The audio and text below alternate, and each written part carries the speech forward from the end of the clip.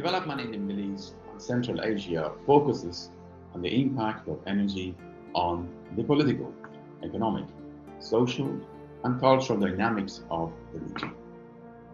It is a study of the Middle East and Central Asia in a global context, investigating how the region has been structured by international and global political economy as against domestic factors. The module examines significant issues in political economy of the Middle East, specifically the impact of imperialism and capitalist development. We look at different concepts, theories, such as neoliberalism, state-led development, and their applications in regional economics and politics. It concentrates on vital national resources, such as oil, and its implications on the state, politics, and society. Whilst much of the research in the Middle East focuses on the different sectarian conflicts and wars between Shia and Sunni Islam, this module assesses the underlying economic and geopolitical reasons behind them. This is not to say that the ideology of religion is unimportant, but we assess the conflict through the political economy. We put energy at the center of analysis and evaluate the ideological conflicts and violence within this. We examine authoritarianism, frontier state, the struggle for democratization, liberalization, and the rise of political Islam. We assess different questions such as why do some countries in the region still have poverty, civil wars, and authoritarianism? Do religion play any role in this? What role have imperialism, the great powers, played to incorporate the region into global capitalism? Have they promoted development, peace, and democracy in the region? What role has the oil producing state played to bring development? We answer these questions throughout the module. This video is in 5 parts. 1. An explanation of the module and coursework by students who studied it last year. 2. A definition of the Middle East. 3. The impact of the great powers and capitalism in the region. 4. The global role of the energy. 5. The impact of energy on the state and society in the Middle East. The most important aspects of this module, the drawbacks as well as the benefits that energy-rich countries face. So we looked a lot at resource curse, rentier state theory, economic diversification, and other aspects. We also looked at organizations such as WTO, IMF, and SAPs, which are structural adjustment programs, and what context they have for these energy-rich countries and their development. The coursework is pretty nicely spaced out. There is a presentation as well as a presentation report. So basically anything that you might have missed during your presentation, you can make up for it in the report. And this module looks really at everything that concerns this region. So politics, economy, religion, culture. So everything together, and without looking at the bigger picture, it's really impossible to understand the region. So the reason why I chose it is because I believe that we as a society really misunderstand this area of the world, mainly because of the religion and culture. There's a lot of misunderstandings with it, but also because we very often associate it only with conflicts and natural resources, and of course wealth that comes with it. So beside that, there is so much more to the region that many of us is not aware of, and I just wanted to learn more about it. It's very interesting, but also will help you with other modules that you took. Whether you study economics, politics, or development, this module is very relevant.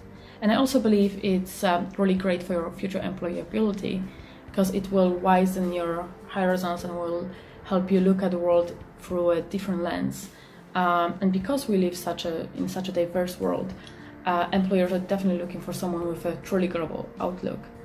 My interest in the region really developed from a module I took last year, and I found that when learning about global politics and development, Energy is a very integral aspect, and learning about the Middle East has really furthered my understanding on oil production and the global market and how it operates. Developed an understanding of how democratic governments and authoritarian regimes really operate and how they feed into the conflict that occurs globally. So I would say this module will help me academically or professionally, just generally in furthering my understanding of energy in the Middle East. And a really great aspect of this module has been it's very applicable to the conflicts that are occurring currently. So I found that whenever I've read something in the news, I've been able to come to the module and apply it directly to what we're learning.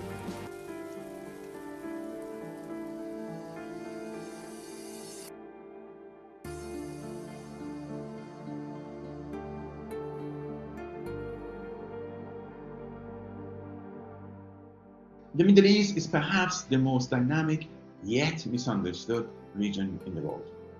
The Middle East's geographical region has been of a great importance in history. It is a bridge connecting the continent of Asia, Africa, and Europe. It was the site of some of the world's earliest civilization and the birthplace of Judaism, Christianity, and Islam. In recent times, its enormous deposit of oil have made the Middle East more important than ever. But where did the name Middle East come from? There has never been agreement on a definition of the Middle East. Historically, the region includes the land that were formerly part of the Ottoman, Turkish, and Persian contemporary Iran empires. However, the Middle East was first used over 100 years ago, when European powers, Britain, France, Germany, controlled most of the world. Their view of the world was centered on Europe. They divided the world into East and West. This was because of the early East-West division. The East was originally one vast area in the 19th century. It was referred to as the Near East and the more distant Far East. Today, the Near East is more commonly called Middle East. But which countries should be included in the Middle East and why? Whichever way we define the region, we must consider history, culture, language, military, economic, or perhaps even a combination of all. We now have different names for regions. For example, some call it Orient, others call it the Levant, Mesopotamia, the Arabian Peninsula, the Gulf State, and Fertile Crescent. The recent term for the region and more geographically correct term is West Asia or Southwest Asia. Thus, the area occupied by the modern-day nations that emerged from the breakup of the Ottoman Empire after the First World War, together with Iran, would come close to what we generally mean by the Middle East. The following countries typically make up the Middle East: Turkey, Cyprus, Lebanon, Syria, Israel, Palestinian territories, Gaza and West Bank, Jordan, Egypt, Saudi Arabia, Yemen, Oman, the United Arab Emirates, Qatar, Bahrain, Kuwait, Iraq, and Iran. The Middle East is a product of the transition and integration of the countries in the region to capitalism, and the growing influence in the international political economy.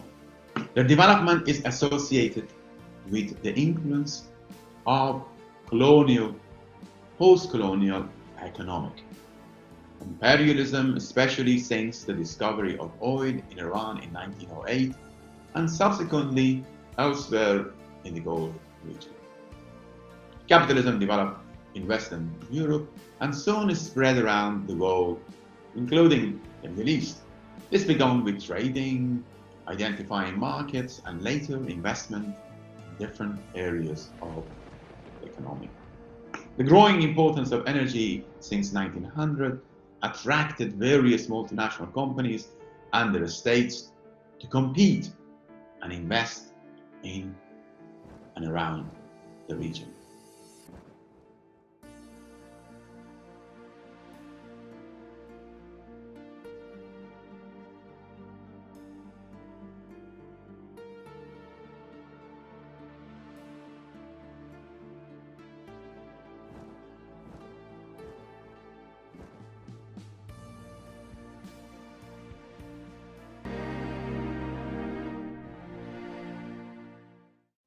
Iranian technicians are developing skills to operate complex After years of machinery. exploration, the British finally struck oil in modern-day Iran in 1908. The following year, the Anglo-Persian Oil Company was established. Public shares in the company sold out in half an hour, securing Britain a guaranteed source of oil from the Middle East. In the early 20th century, industry was shifting from reliance on coal to oil fuel. Before this, industrial nations largely relied on domestic coal reserves. They now had to increasingly look to foreign oil sources. In 1912, the Turkish Petroleum Company was founded in Turkish-occupied Iraq, restricting access to the market to a limited group of British, German and Turkish oil companies. Control of and access to Middle East oil reserves was a major factor in the mounting tensions behind the First World War, with Germany challenging British interests in Iraq. After the war, the balance of Middle East power shifted in favour of the United States, who had ensured Allied victory. By 1920, the US provided over 60% of the world's oil supply. Outside of the US, however, the British either owned, controlled or financed all known oil fields. However, the British were persuaded it would be better to join forces with American oil companies than exacerbate tensions between the two powers. Driven by the discovery of oil in Iraq, the 1928 Red Line Agreement between Britain, France and America officially made the TPC, now the Iraqi Petroleum Company, a cartel. In 1929, the US set up the Bahrain Petroleum Corporation and in 1933 bought drilling rights from Saudi Arabia. The discovery of oil there in 1938 was described as the single greatest prize in all history. That year also saw oil discovered in Kuwait. Economic competition, especially the rise of German imperialism, led to the Second World War. By now, oil was vital to military operations and became central to the post-war economic boom. After Iran's democratic government nationalised British oil interests, Britain and the CIA helped engineer a coup in 1953 which created a dictatorship. In 1973, OPEC, an oil production cartel including Iran, Iraq and Saudi Arabia, flexed its muscles. It announced an oil embargo in response to the Arab-Israeli war and sparked a financial crisis. In response, in 1975, the US assessed the feasibility of the use of US military force to occupy foreign oil fields in exigency.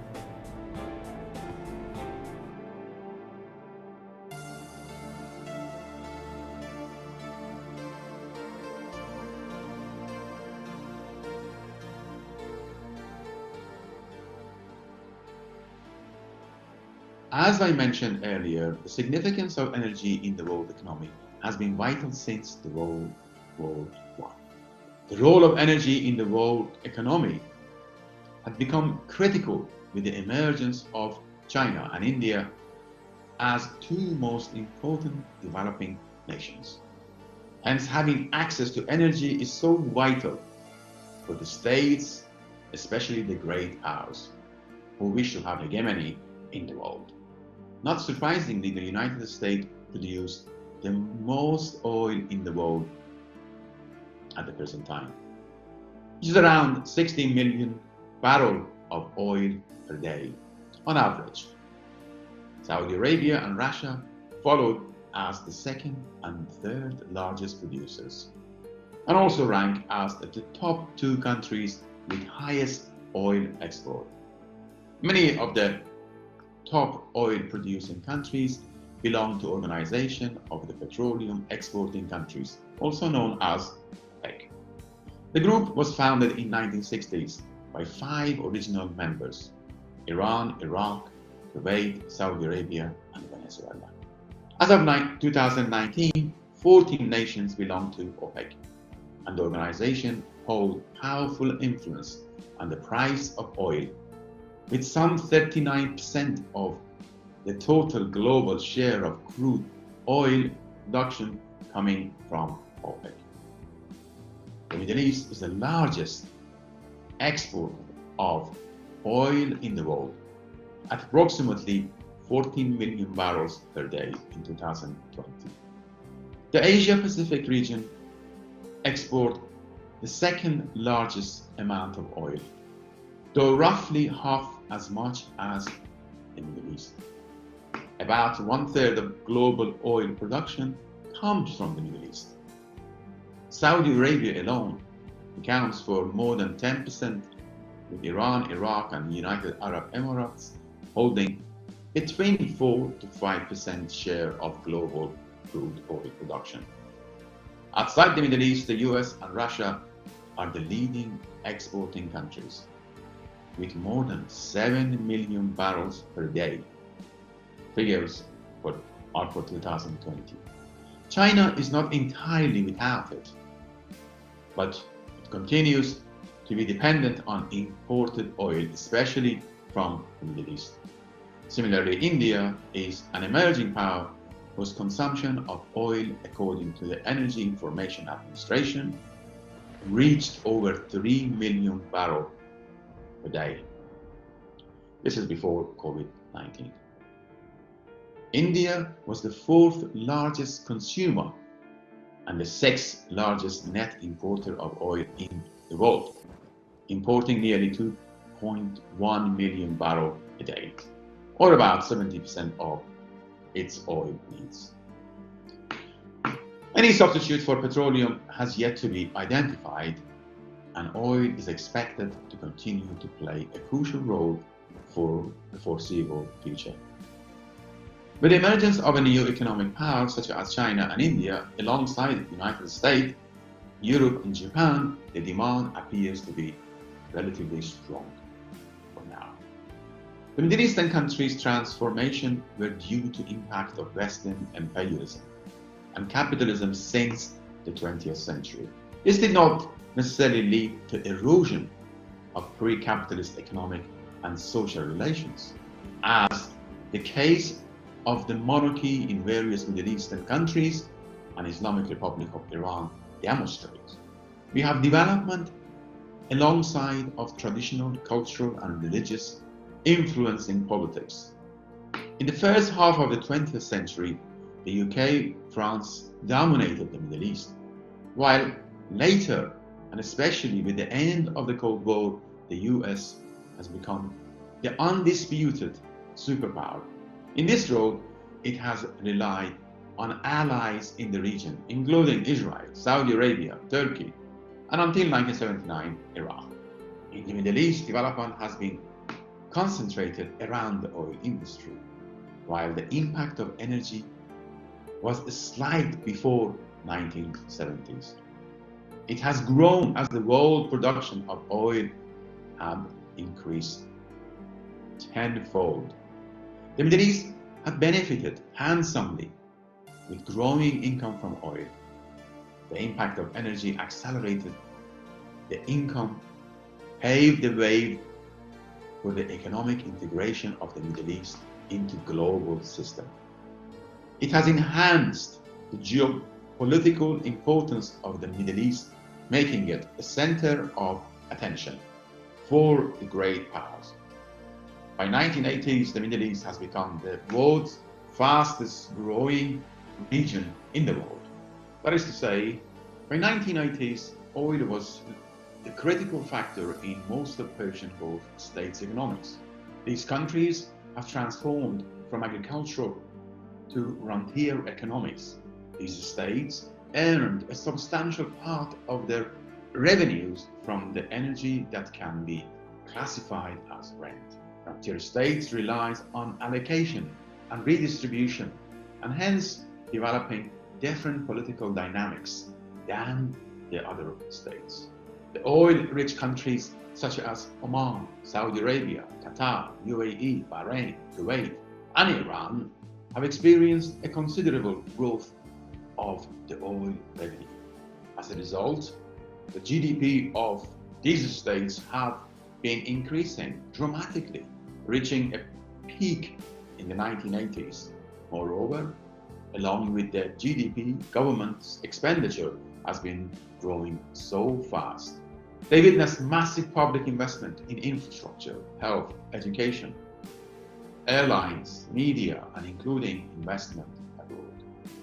By the late 1980s, the Middle Eastern region saw dramatic reduction in infant mortality, increase in life expectancy, the school enrollment levels approaching 100%, and literacy level that increased from an average of some 40% of adult population to almost 65–70%. Moreover, Middle Eastern countries have become more attractive for business and tourism. More and more companies enter the Middle East markets and develop their business in the region. As for tourism, UAE, for example, has become a popular tourist destination. Dubai gained the name of luxury holiday resort, having the only 7-star hotels globally and many other unique attractions. This, however, has not matched with political development. Almost all of the oil produced in the states lack government accountability and transparency. Whilst government exempt citizens from the tax burden in exchange for no demand for representation. So we have a state that doesn't need to impose heavy taxation on its citizens. It earns a huge amount of income from energy export. Since the 1990s, flow of petrodollars from the Middle East to international banks have also increased. The Gulf countries have been able to lend money to international banks throughout the world. Some of the money from the Middle Eastern countries thus went to Western countries, especially the US, in the form of equities. Since 2000, the Persian Gulf countries also nominal gross domestic product moved up to over 1 trillion, and together they become the 14th largest economy in the world. The Gulf countries purchase assets around the world, this including investing in stock exchange, leisure and sports activities, buying football clubs in Europe and the rest of the world. Between 2015 and 2019, Saudi Arabia and United Arab Emirates became top arms importers in the region, or actually in the world. So the transition in the Middle Eastern countries have given them the aspiration to influence their own region as well as the world. Alongside of them are the great powers, such as USA, China, Russia, and Western European countries, who are jostling to influence the region in one way or another. For example, Russian role in Syria, and the US influencing Saudi Arabia, UAE, Qatar, are just some examples of how the competition between different powers is so intense in the region. So, what kind of conclusion can we make from this session? Over 100 years after discovery of energy in Iran, the region continues to be so vital for the world economy. The critical role of energy in the world economy, especially with the rise of China and India as emerging powers, have given the oil-producing countries a cutting edge in respect of their economic and political influence. The oil revenue has turned the oil-producing state with enormous income and hence market for different products, including arms. So there's a competition between different countries to export the goods to the region. 3. The income of the oil producing state is vital in the Western market. 4. The Middle Eastern countries, especially oil-rich, continues to rely considerably on oil profit without developing the political structure that involves a broader population in decision-making of the state. As a result, power continues to be in control of very few. I have highlighted some of the issues that we are going to discuss in the next 11 weeks. I want to leave it here.